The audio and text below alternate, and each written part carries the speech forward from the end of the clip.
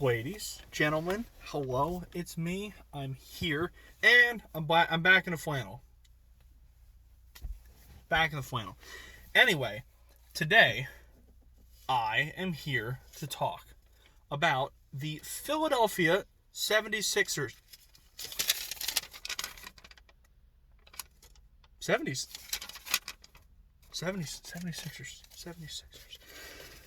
The 76ers. So, this will be my first time doing a non-football rant, actually, in a very long time. I believe I was still in Frederick Hall at Frostburg State last time I did a basketball rant. It was right after the Sixers. It was right after the Kawhi shot. So, I will readily admit I don't watch a whole lot of basketball. NFL football is very much and very clearly my bread and butter. I'll try and catch a couple Sixers games every year.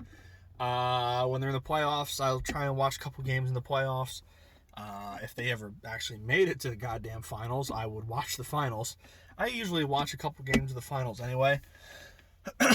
Once the finals roll around, I at least try more to keep up with it. But throughout the regular season, I just never get around to it. Or I'm doing other stuff, or just kind of falls by the wayside.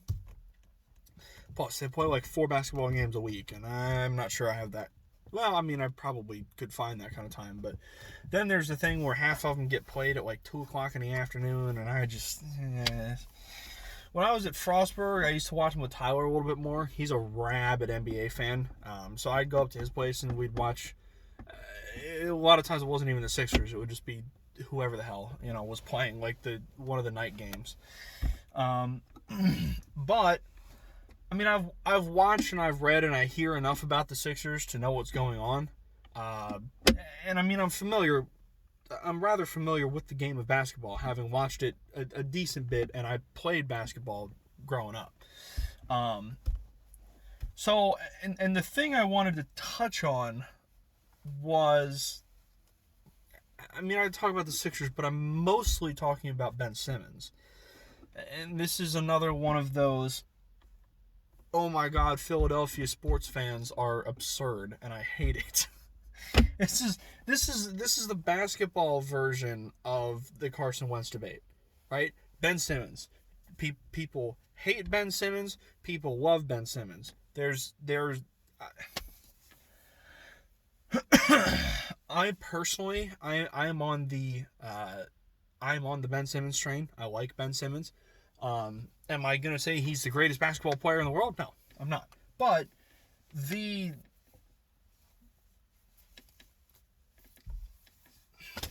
I don't understand the hatred and the immediate willingness to give up on him.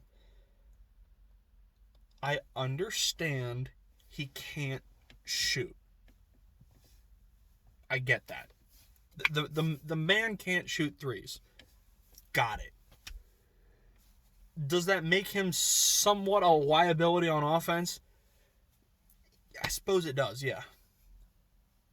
When he has the ball, I understand the idea that when Ben has the ball, keep an eye on the time, when Ben has the ball and he's out beyond the three-point line, you're basically playing 4v5.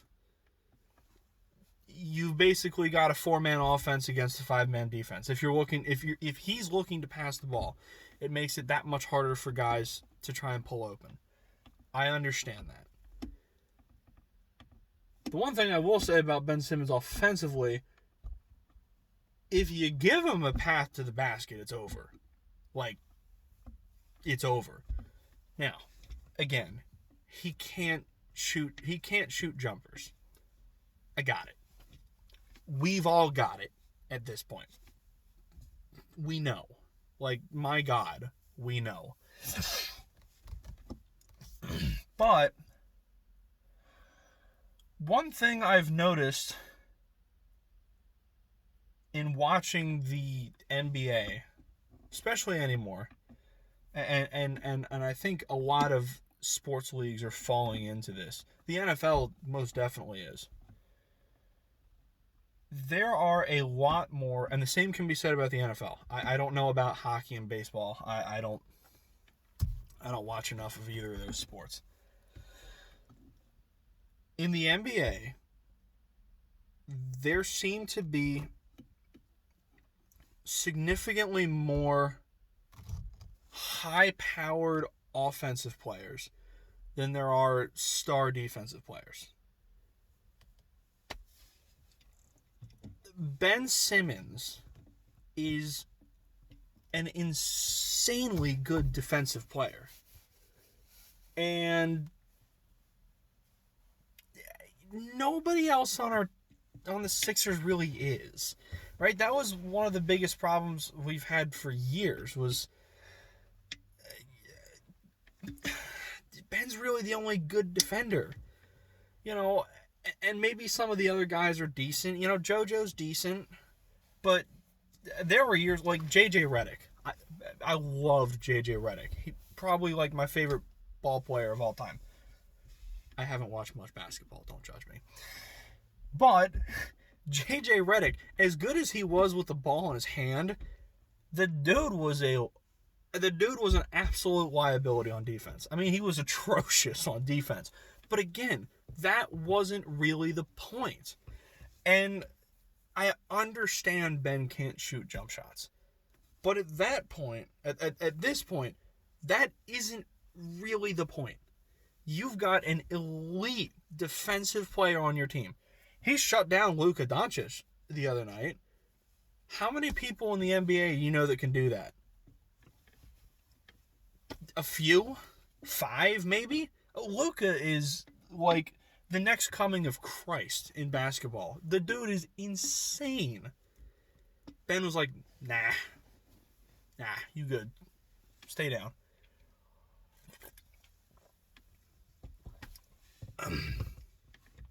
I don't know if most sports fans, I'm assuming most fan bases have these people. I just feel like there's a lot of them in Philadelphia, and maybe I mean, obviously it's because I'm a Philadelphia fan. I see more Philadelphia fans. I talk to more Philadelphia fans. I hear about more Philadelphia fans. To me, this is the Jamal Adams scenario, right? I'm flipping back over to football, and I can say the same thing about Ben Simmons. Darius Slay, perfect example. There were people, not an insignificant number of people, by the way, that by the end of the year, people were bitching, in the Eagles fan base, were bitching about the fact that Darius Slay didn't have a lot of interceptions. And it makes me question how much certain people, A, watch football, B, know about football, and C, I'm going to say watch anybody other than the Eagles. And that one's kind of debatable. Because in my opinion, you shouldn't really have to. I always liked watching the Lions. Don't ask me why. I have no fucking clue. I've always been a big Matt Stafford fan. I was always a big Golden Tate fan. Marvin Jones, Darius Slay. The Lions have just always had a lot of players that I liked. A lot of players that I liked watching. So whenever there was a Detroit game on that I could find, as long as the Eagles weren't playing, if I could find a Detroit game, I was watching it.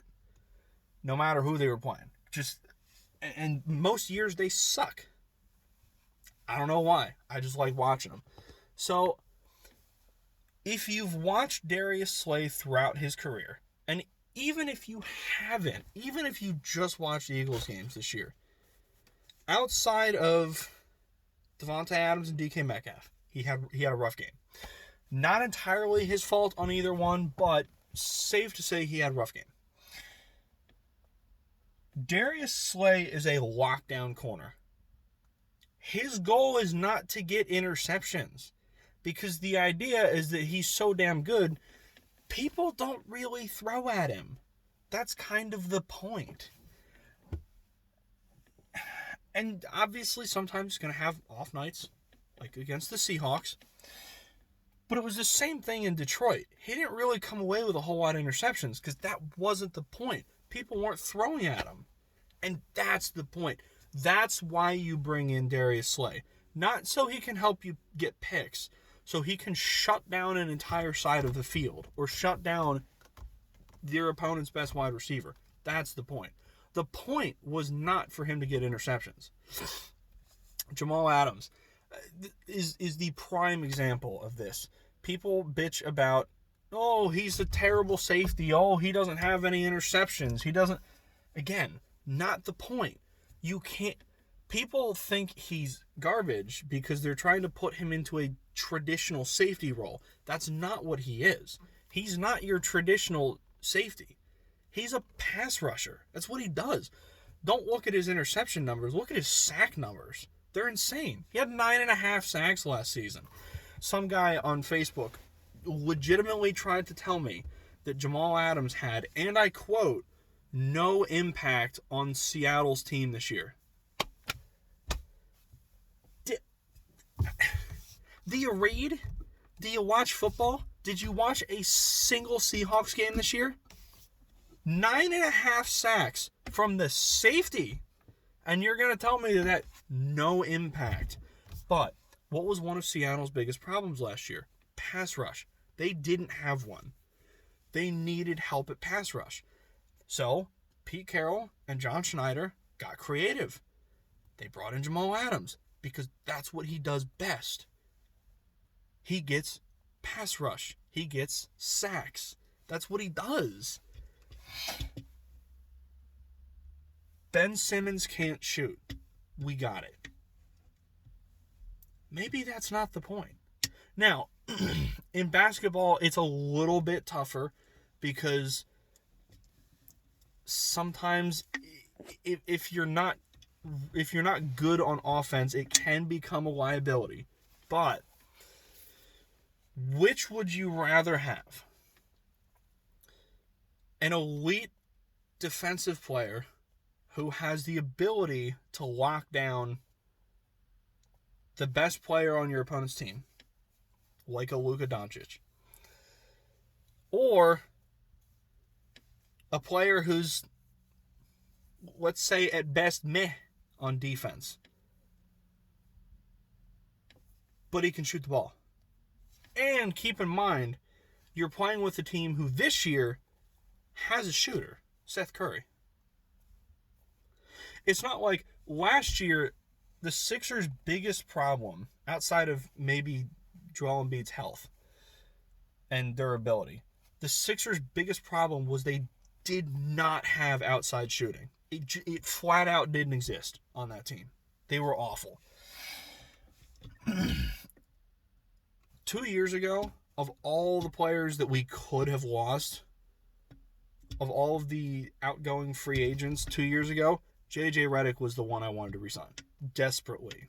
Not Jimmy Butler, not Tobias Harris. Now, I would have loved to have kept Jimmy Buckets, obviously. But if you could have given me one player, J.J. Redick. Because I knew Jimmy Butler didn't really want to be here. And I knew if we lost J.J. Redick, we wouldn't have a shooter. Because I wasn't confident in Tobias Harris's ability to be a consistent three-point shooter. If we didn't have J.J. Redick, I knew we weren't going to have outside shooting. Now, so Ben Simmons not being able to shoot and the rest of the team not being able to shoot consistently was a problem. But now that we have a designated outside shooter in Seth Curry, I'm sorry, I don't really think we need Ben to shoot. I understand why it can be a liability, but I think it's worth it. Like for me, that's worth it, especially now that we have a designated shooter. I think it's worth sacrificing a little bit of offense here to have an elite defensive player. I think it's worth it. I think people who want to get rid of Ben Simmons, there was a lot of talk about trying to trade him. I personally think those people are nuts. I mean, unless the incoming trade is like stupid good, I think you're nuts. And it's another one of those things, you kind of see the nasty side of sports fans, which I try not to be. Oh my God, the things I've seen people say about Ben Simmons the last 2 years are just insane. I mean, oh man, I've seen people say some pretty bad things about Ben Simmons. So same with Carson Wentz. I guess it happens. Um, yeah, I think we'll end it there. I got to go back into work in a few minutes anyway. So yeah, Sixers rant, Ben Simmons rant with a little bit of football slid in there. I don't know how many more of these there'll be, but I was sitting in work and I was like, God, what am I? It's like, I'm gonna go out for break. What am I gonna record? And I was thinking about last night. I saw there was this one guy just going to town ripping on Ben Simmons, and I was like, and that's when I clicked. I was like, you know what? I'm gonna come out here and tell people who hate Ben Simmons that they're idiots. That's my rant for the day. Enjoy your weekend, kids. I will be back Monday. Maybe I'll have a recording idea by then. Who knows?